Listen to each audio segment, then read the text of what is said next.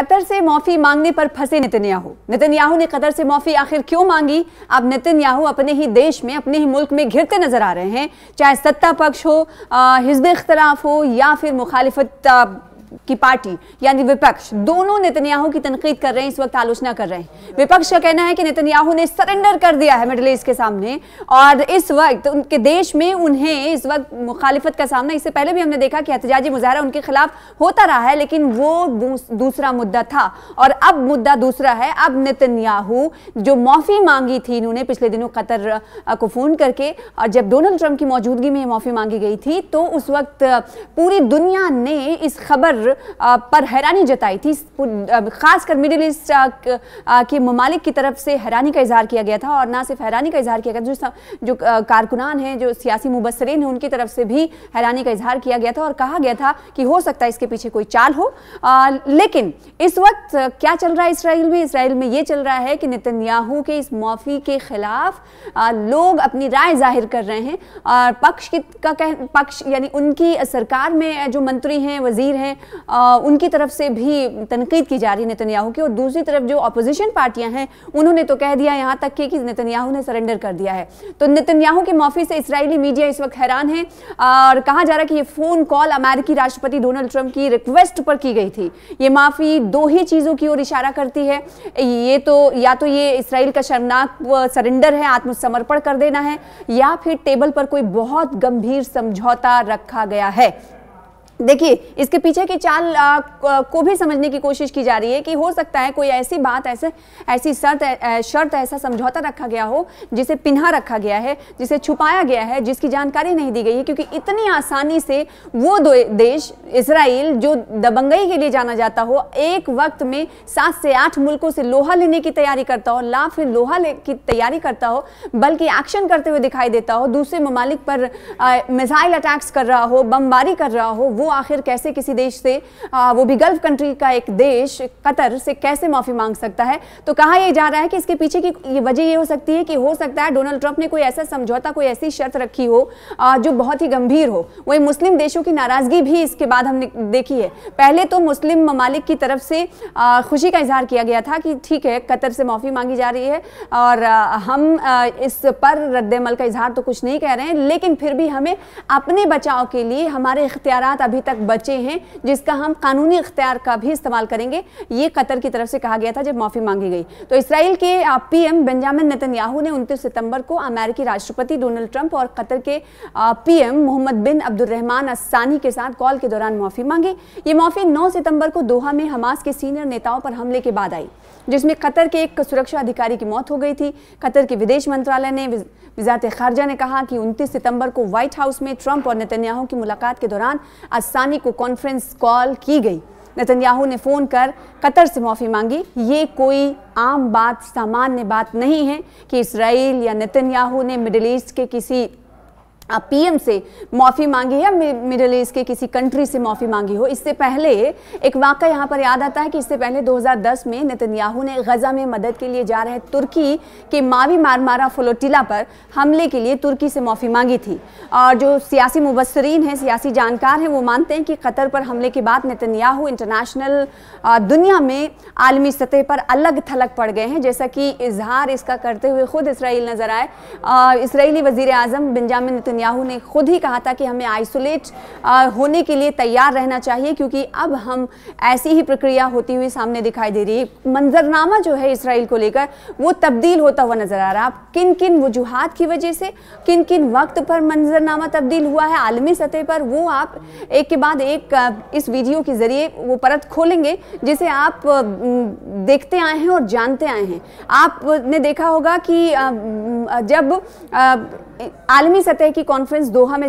आनन फानन में बुलाई गई थी तो अलग अलग ममालिक के वज़ीर ख़ारजा इसमें शामिल हुए और कहा गया कि अब वक्त आ गया है कि इसराइल के खिलाफ एक्शन लिया जाए। और इसके बाद ही एक डिक्लेरेशन पास हुआ था, समझौता पास हुआ था सऊदी अरब और पाकिस्तान के बीच में। दोनों ने कहा था कि अगर एक पर हमला होगा तो दूसरे पर माना जाएगा। और फिर हमने देखा कि कतर संयुक्त राष्ट्र में जब नेतन्याहू ने अपना संबोधन शुरू किया था, खिताब शुरू किया था, तब ज़्यादातर देशों के जो मंदुबीन थे, जो कारकुनान थे, वो उनके खिताब का बायकॉट करते हुए हॉल से बाहर निकल गए थे, जिसकी खूब चर्चा हुई थी और सुबकी भी हुई थी। नेतन्याहू को कहीं ना कहीं कहा जा सकता है कि पशेमानी का सामना करना पड़ा था और वो जो खीज थी वो नेतन्याहू के चेहरे पे उस वक्त दिखाई दे रही थी। 8 मुस्लिम ममालिक, जिसमें अरब देशों मिस्र, जॉर्डन, कतर, सऊदी अरब और साथ ही साथ यूएई, यूनाइटेड अरब अमीरात, तुर्की, इंडोनेशिया और पाकिस्तान ने एक मुश्तरका बयान जारी कर ट्रंप का जो पीस डील की हिमायत के हवाले से उन्होंने हिमायत की थी और उस पीस डील को गजा के हवाले से और इसराइल के हवाले से जब पेश किया तो उस पीस डील को कहा गया कि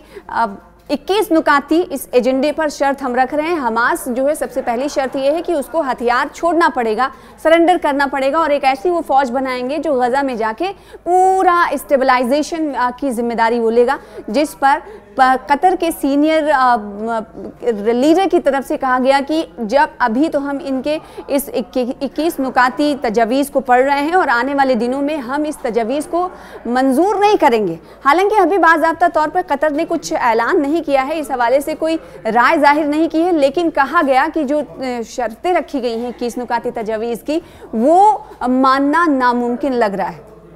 और उस वक्त हमने देखा था जब ये तजवीज़ डोनाल्ड ट्रंप की तरफ से इस्राएली वज़ीर आज़म की हामी के बाद कतर के वज़ीर आज़म अस्सानी के सामने रखी गई थी, तो कतर ने कहा कि हमने ये तजवीज़ हमास को रवाना कर दी है और हमास के बाद ये थोड़ा सा रिएक्शन इब्तदाई तौर पर उनका सामने आया था। और उसके बाद हमने देखा था कि जो 8 ममालिक, जैसे कि हमने कहा कि मुश्तरका तौर पर एक बयान जारी कर, मुस्लिम ममालिक, गल्फ़ कंट्रीज़ के 8 ममालिक ने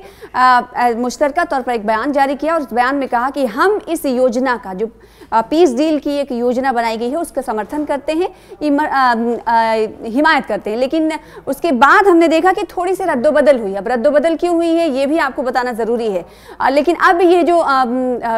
इस्लामिक कंट्रीज़ हैं उनकी तरफ से कहा गया है कि इस समझौते में, यानी 21 नुकाती जो तजवीज़ पेश की गई है, अब इस समझौते में बिना चर्चा के बदलाव कर दिए गए हैं। कतर ने अब फिर से इस समझौते पर चर्चा की मांग की है। अमेरिकी राष्ट्रपति डोनाल्ड ट्रंप की 21 सूत्रीय 21 नुकाती मांग जो है गजा पीस प्लान को लेकर दुनिया भर में उम्मीदें जगा रही थी और इस पर अब इसराइल ने सहमति जताई और पाकिस्तान और कतर समेत 8 मुस्लिम देशों ने 30 सितंबर को इसकी हिमायत की थी, जैसा कि अब से कुछ देर पहले हमने आपको बताया। लेकिन अब पर्दाफाश हुआ है कि समझौते के लास्ट मिनट पर, आखिर वक्त में ट्रंप और नेतन्याहू ने पहले से तय शर्तों में बदलाव कर दिया। अब जब बदलाव किया तो इसकी जानकारी इस्लामिक ममालिक को मिली, इस्लामी ममालिक को मिली, तो इस्लामी ममालिक ने कहा कि इस तजावीज़ को आगे बढ़ाने से पहले से हम उससे पहले एक चर्चा चाहते हैं। फिलिस्तीनी संगठन हमास को जो प्रस्ताव पेश किया गया था उसमें ये बदलाव इसराइली प्रधानमंत्री बेंजामिन नेतन्याहू के मुदाखलत के बाद किए गए हैं। ऐसे में अब कतर, जो हमास के साथ सालसी का किरदार अदा कर रहा है, इन बदली हुई शर्तों पर फिर से चर्चा की मांग कर रहा है। अमेरिकी मीडिया आउटलेट के मुताबिक कहा गया है कि नेतन्याहू की मुदाखलत की वजह से हमास के सामने अब जो समझौता है वो अमेरिका और अरब ममालिक के एक ग्रुप के जरिए पहले से तय किया गया था, वो समझौते से काफ़ी अलग है। उधर गजा पीस प्लान के तजावीज़ में बदलाव के जो इल्ज़ामात ऐसे समय में लगे हैं जब अमेरिकी राष्ट्रपति डोनाल्ड ट्रंप ने हमास को 3 से 4 दिन की समय सीमा दी है। देखिए, इस तजावीज़ पर अमल कर रहे हैं आप, हाँ या ना में, या फिर आपकी राय क्या है? 3 से 4 दिन का अल्टीमेटम राष्ट्रपति डोनाल्ड ट्रंप की तरफ से, प्रेसिडेंट डोनाल्ड ट्रंप की तरफ से हमास को दिया गया है और उस बीच अब कतर ये कह रहा है कि हमें इससे पहले चर्चा की ज़रूरत है, हमें बातचीत करनी होगी, क्योंकि लास्ट मिनट में इसराइली वज़ीर आज़म PM बेंजामिन नेतन्याहू से बातचीत कर इसमें कुछ रद्दोबदल किए गए हैं, लिहाजा हमें इस पर बातचीत करनी है। अब देखना ये होगा कि 3 से 4 दिन का अल्टीमेटम और दूसरी तरफ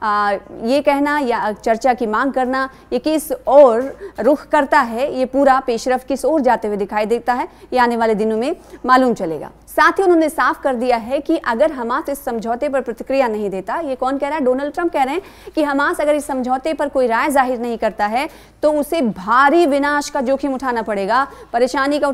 परेशानी का सामना करना पड़ेगा। यानी ये जो शांति योजना है, पीस डील जो है, हमास के लिए एक तरह से अल्टीमेटम बन गई है। और किन किन देशों ने समर्थन किया है, किन किन ममालिक ने हिमायत की है, वो भी आपको एक बार फिर से बता देते हैं। 30 सितंबर को 8 मुस्लिम ममालिक थे, जिसमें मिस्र, जॉर्डन, कतर, सऊदी अरब, यूएई, तुर्की, इंडोनेशिया और पाकिस्तान ने एक मुश्तरका बयान जारी कर ट्रंप की योजना का समर्थन किया था। लेकिन अगले ही दिन ये पर्दाफाश होता है कि हमास को जो शांति का प्रस्ताव दिया गया है, उसके अहम हिस्से बदल दिए गए हैं। देखिए, उसके बाद में जानकारी मिलती है कि जो 21 नुकाती तजावीज़ ट्रंप की तरफ से पेश की जा रही है, जिस पर इस्राएली वज़ीर आज़म ने बेंजामिन नेतन्याहू ने हामी भरी थी, उसमें रद्दोबदल किया गया है, तब्दीली की गई है, इन्हें बगैर बताए। फिर उसके बाद इस मुद्दे पर 8 ममालिक, गल्फ कंट्रीज़ के, मिडिल ईस्ट के 8 ममालिक की राय जो है वो बदल गई कि अब हम चर्चा चाहते हैं। ट्रंप ने नेतन्याहू को अस्सानी को फ़ोन करके कतर में हुए हालिया हमले के माफ़ी मांगने के लिए कहा था। ट्रंप ने ये हमला हमास के, आपको बताएं कि उन अधिकारियों पर किया गया था, मरकजियत हासिल थी, लक्षित था, मरकज़ उन अधिकारियों को बनाया गया था जिनकी कतर बहुत सालों से मेज़बानी कर रहा था। और पब्लिक जो माफ़ी मांगी गई है इजरायली वज़ीर आज़म बेंजामिन नेतन्याहू की तरफ से, तो कतर ने हमास के साथ वार्ताकार के रूप में अपने प्रयासों को फिर से शुरू कर दिया है। यानी कहा जा सकता है कि नेतन्याहू, डोनाल्ड ट्रंप और बीच में कतर जैसा कि आपको मालूम ही होगा कि सालों साल से सालसी का किरदार, यानी मीडिएशन का किरदार अदा कर रहा है, लेकिन कोई नतीजा खेज पेशरफ्त होते हुए नहीं दिखाई दे रही है। तो एक बार फिर से कतर पर हमला भी किया गया। हमास के अधिकारियों को निशाना बनाने के बाद पूरे मिडिल ईस्ट में हलचल मच गई थी और अलग अलग देशों ने नाराज़गी का इजहार तो किया ही था, साथ ही साथ कहा था कि अब इसराइल के खिलाफ हमें खड़े होने की ज़रूरत है। ना सिर्फ खड़े होने की ज़रूरत है, उसे आइसोलेट करने की ज़रूरत है। और इसी वजह से सियासी मुबस्सरीन ये मानते हैं कि आइसोलेशन को देखते हुए और यूएनओ में अपने खिलाफ इस तरह के स्टैंड्स को देखते हुए नेतन्याहू में तब्दीली आई है। और ये तब्दीली कहीं ना कहीं एक तरफ इशारा करती है कि उसने नेतन्याहू को झुकाया है, ये लोगों का कहना है। लेकिन काफ़ी दिनों तक ये नहीं चलने वाला। ये भी बात सियासी मुबस्सरीन की तरफ से कहा जा रहा है कि काफ़ी दिनों तक ये नहीं चलेगा, क्योंकि नेतन्याहू है, बेंजामिन नेतन्याहू जो करते हैं वो कभी करते नहीं, जो करते हैं, जो कहते हैं वो कभी करते नहीं है। इससे पहले भी हमने देखा था कि वो सीज़ फायर की डील हुई थी दोनों मुल्कों के दरमियान की 72 घंटे या 60 घंटे की डील की सीज़ फायर मुआहदे पर की खिलाफ वर्जी नहीं की जाएगी। लेकिन उसके बावजूद भी हमने देखा था कि इस्राएली पीएम और इस्राएली फ़ौज IDF ने हमला किया था फ़लस्तीनियों पर, गज़ा पर हमला किया। तो अभी भी इस वक्त